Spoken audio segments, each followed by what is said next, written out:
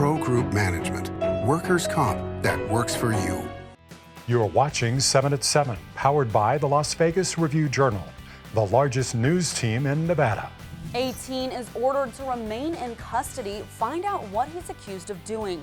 Thanks for joining us on 7 at 7 tonight. I'm Lena Bleetz. We begin with top stories. A teen accused of shooting at an unmarked police vehicle is held without bail. 19-year-old Jaime Bastillos Jr. faces attempted murder and other charges. He was out of custody in another criminal case at the time of the September 19th shooting. The judge said in court Monday she didn't think Bastillos knew he was shooting at an officer. His attorney said an officer was following a car driven by Bastillos' mother and sister, and they feared for their lives. Police have said the officer had been monitoring someone wanted in a felony evade case. The federal government is scrutinizing a resource hub for undocumented students at the University of Nevada, Reno. Justice Department officials sent an investigation referral to the Education Secretary on Friday, requesting a probe of whether UNR is using tax dollars to, quote, subsidize or promote illegal immigration. The UndocuPack program helped undocumented students and those in the DACA program get connected to resources, according to an archived summarized description.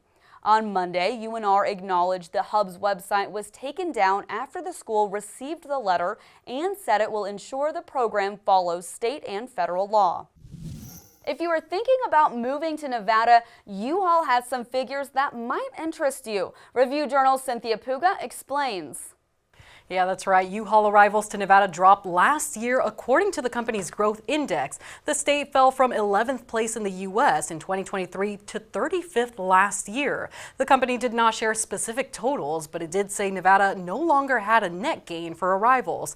Other states that saw a big slide in the rankings include Colorado and New Mexico. Now, if you're deciding whether to move to Las Vegas, here are a couple of pros and cons. Retail spending has dropped in a variety of categories. Visitation numbers are down, and home builders' sales are falling. On the other hand, Vegas is experiencing a wave of new entertainment jobs. The jobless rate dipped in August, and tourism experts expect visitation numbers to rebound in the fall and into 2026.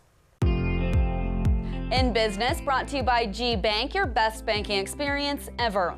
Consumers in the Las Vegas Valley cut back on retail spending. Review-Journal's Anaya Collins tells us why. Yes, data from Nevada's Department of Taxation shows spending down in a range of categories amid an ongoing tourism slump.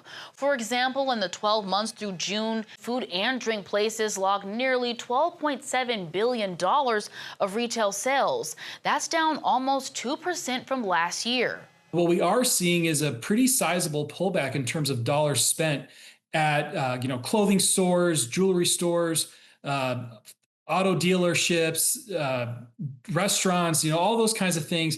And a lot of this has to be because of the drop in tourism, because these are spending categories that cover both locals and visitors alike. Now, sales aren't down everywhere. General merchandise retailers, including big box stores like Costco and Target, reported an increase of more than $550 million. For the Las Vegas Review-Journal, I'm Anaya Collins. Vegas Nation sponsored by Station Casinos STN Sports. Download the app today. I'm Dominic DeVois. The Raiders have placed tackle Colton Miller on the injured reserve list. Miller was carted off the field Sunday against the Bears with an apparent injury. Post-game head coach Pete Carroll revealed that injury was an ankle sprain. In other moves, the Raiders signed rookie tight end Carter Runyon to the active roster from the practice squad and signed tackle Leroy Watson the fourth to the practice squad. The Raiders begin prep for the Colts in Week 5 Wednesday. In weather, sponsored by Star Nursery, your garden's partner for every bloomin' thing. Tonight we're looking at temperatures reaching the 70s by around 10 p.m., then continuing to drop down to an overnight low of 68 degrees by 6 a.m. Nothing but clear and sunny skies in store for the next 3 days with some cooler temperatures. High of 89 and low of 68 on Wednesday, then back up to a high of 90 and low of 69 on Thursday, and rounding out the work week with a high of 88 and a low all the way down to 64 on Friday. Now for your 7 at 7 sports update. Max Pacioretty calls it a career. The former Knights forward officially retiring from pro hockey after 17 seasons. Pacioretty began his tenure in Vegas September 10th, 2018 when he was traded from Montreal. He then spent 4 seasons with the Knights, tallying an even 97 goals and 97 assists in 224 games in a VGK sweater. His final NHL season in Toronto saw him tally 5 goals and 8 assists in 37 regular season games, adding another 8 points in the playoffs. His next chapter will be at the University of Michigan as he joins the Wolverine program as a special assistant to the head coach. In Health, brought to you by Centerwell Senior Primary Care. Discover primary care focused on you. The makers of Roblox and other video games face a federal lawsuit which claims a 12-year-old child became addicted to them. The suit, filed in Las Vegas on Friday, alleges that the child, quote, developed a disordered relationship with the games and suffers from severe physical and emotional injuries as a result. Roblox incorporated as a Nevada business in May. Representatives from Roblox and the other game makers could not be reached or did not respond to a request for comment. In Neon Lifestyle, sponsored by Silverton Casino Lodge, this is Lodge Vegas. A Mexican restaurant is closing after a dozen years on the Vegas Strip. Carlos and Charlie's at the Flamingo told Nevada officials it's closing November 18th and 79 people will lose their jobs. The announcement came in a September 17th letter as required by federal law. The letter said the landlord was, quote, forcing the company out of the leased premises to make changes, and the company has lost all ability to conduct business. The Review-Journal has requested comment from Caesars Entertainment, which operates the Flamingo. Sports betting brought to you by Las Vegas Paiute Tribal Smoke and Cigar Shop. Friday features a stacked college football slate with Colorado State a 6-point underdog at BetMGM against San Diego State. The Aztecs are minus 250 on the money line with the Rams listed at plus 200. The point total for that Mountain West contest is listed at 40.5. The San Jose State Spartans are slight 2.5-point favorites over New Mexico with the Lobos listed at plus 110 on the money line. Delaware is favored by 2.5 as well over Western Kentucky with the Blue Hens minus 145 on the money line.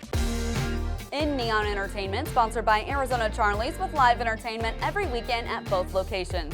Go to ArizonaCharlies.com to see who's playing. Rod Stewart is extending his stay in Las Vegas.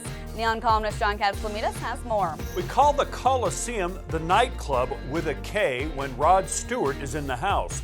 Sir Rod is extending the encore shows at Caesars Palace with 6 shows running May 27th through June 6th of next year. Stewart is also performing this Wednesday, Friday, and Saturday. He has played more than 200 shows at the theater, more than anywhere else. After Saturday's show, he'll make it over to Caspian's Cocktails and Caviar for the 2nd anniversary of his Wolfie's Whiskey liquor brand. The Vegas band Radio XX will perform, and maybe Stewart himself. This party is open to the public. And you know what else is open to the public? Go Guide at neon.lvrj.com. Check us out for more than 1,000 shows and events. Like Las Vegas, it's open 24/7. Thanks for watching 7 at 7 tonight. Watch 7 at 7 twice a day, Monday through Friday, and search Review-Journal to follow us on your favorite streaming platform. See you tomorrow morning for more 7 at 7. Review-Journal Studio, sponsored by Knock the Injury Law.